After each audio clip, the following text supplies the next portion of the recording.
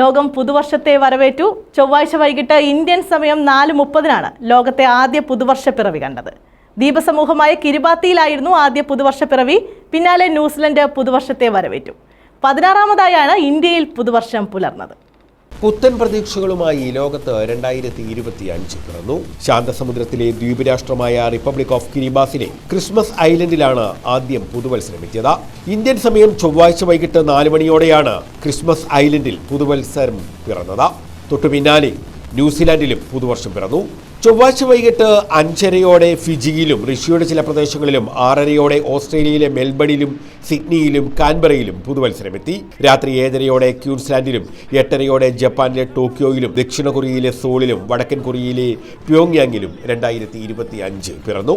Indian സമയം രാത്രി 9:30-യോടെ ചൈനയിലെ ബീജിംഗിലും ഹോങ്കോങ്ങിലും ഫിലിപ്പീൻസിലെ മനിലയിലും സിംഗപ്പൂരിലും പുതുവത്സരാഘോഷത്തിന് തുടക്കമായി. രാത്രി 11 മണിയോടെ മ്യാൻമറിലും 11:30-യോടെ ബംഗ്ലാദേശിലും 11:45-ഓടെ നേപ്പാളിലും പുതുവത്സരമെത്തി. തുടർന്നായിരുന്നു ഇന്ത്യയിൽ പുതുവർഷമെത്തിയത്. ഇന്ത്യക്കൊപ്പം തന്നെ ശ്രീലങ്കയിലും പുതുവത്സരം പിറന്നു.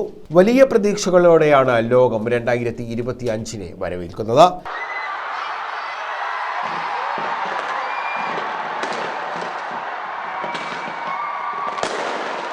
ന്യൂസ് ബ്യൂറോ, കൊല്ലം.